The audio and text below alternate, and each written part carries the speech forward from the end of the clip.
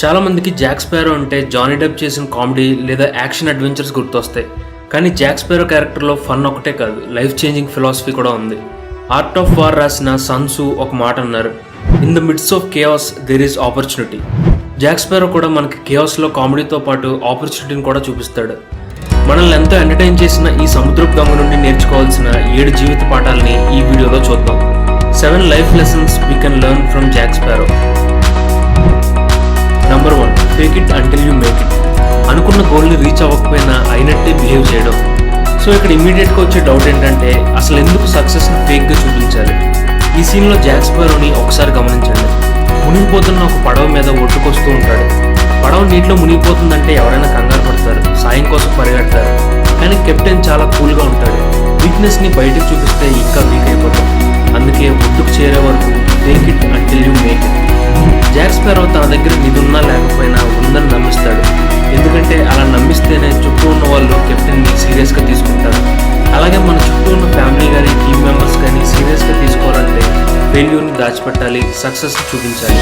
ఒకవేళ సక్సెస్ కాకపోయినా take it easy mind సెట్తో ఉంటే వాళ్ళు కూడా సక్సెస్ అయినట్టే అని ఫీల్ అవుతారు.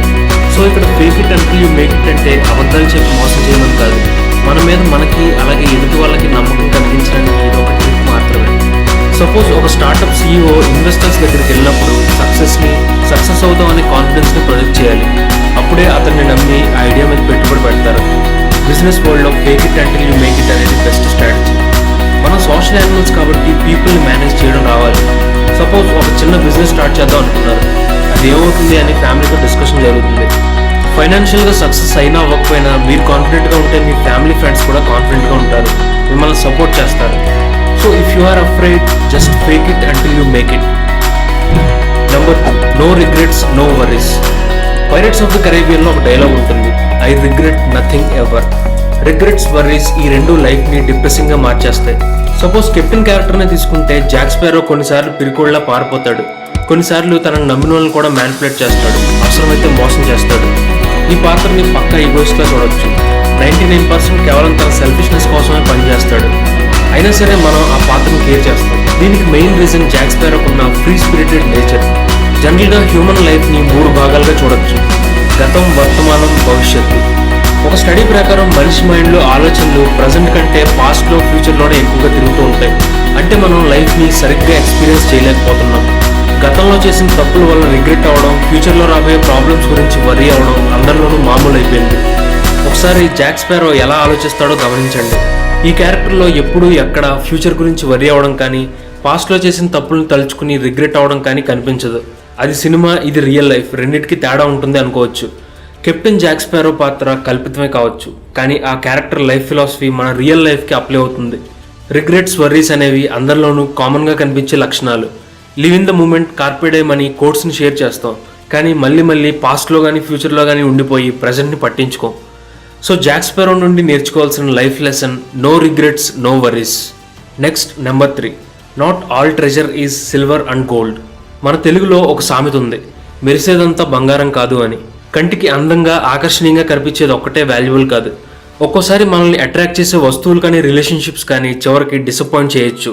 జాక్ స్పారో క్యారెక్టర్ని తీసుకుంటే అతని యాక్షన్స్ కానీ, ప్లాన్స్ కానీ కేవలం గోల్డ్ కోసం మాత్రమే కాదు, సర్వైవల్ కోసం, తన బ్లాక్ పెల్ షిప్ కోసం.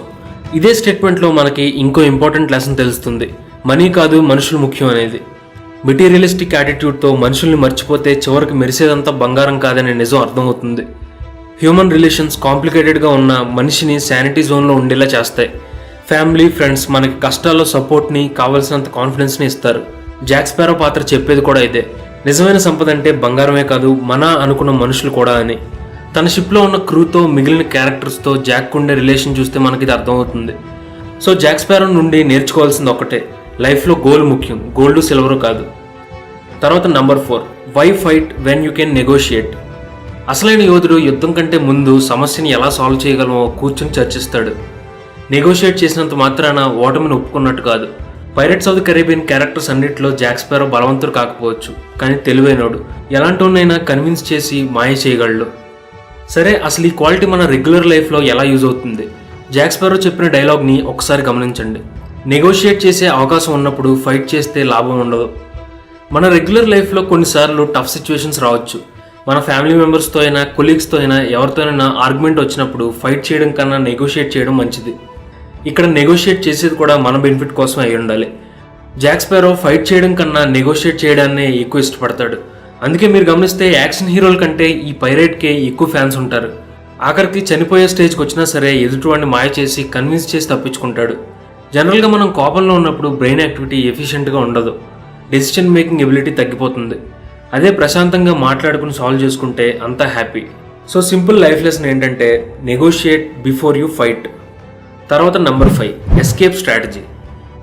జాక్ స్పారో ఎవరి నుండైనా తప్పించుకోవడంలో ఎక్స్పర్ట్.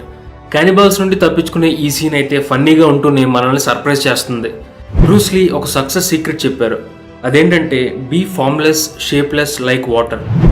జాక్ స్పారో పాత్రను సరిగ్గా గమనిస్తే బ్రూస్ లీ చెప్పిన ఈ వాటర్ క్వాలిటీస్ కనిపిస్తాయి. ఎంత పెద్ద సమస్య వచ్చినా విలన్స్ దగ్గర చిక్కుకున్న కెప్టెన్ జాక్ స్పారో సిచ్యువేషన్కి తగ్గట్టు తనను తాను అడాప్ట్ చేసుకుంటాడు. ఒకే చోట ఆగిపోవడం, సమస్యకు భయపడడం జాక్ స్పారోకి తెలియదు. ఈ స్ట్రాటజీని ఎస్కేప్ లైక్ వాటర్ అనుకోవచ్చు. లైఫ్లో ప్రాబ్లమ్స్ పలు రకాలుగా ఉంటాయి. ఎగ్జామ్లో ఫెయిల్ అవడము, బిజినెస్లో లాస్ రావడము, ఉద్యోగం కోల్పోవడము, ఇలా సమస్యలు 1,000,000 విధాలుగా మనల్ని డిమోటివేట్ చేస్తాయి, డిప్రెస్ చేస్తాయి. కానీ ఒకసారి జాక్ స్పారోని, బ్రూస్ లీ చెప్పిన వాటర్ని గుర్తు చేసుకోండి.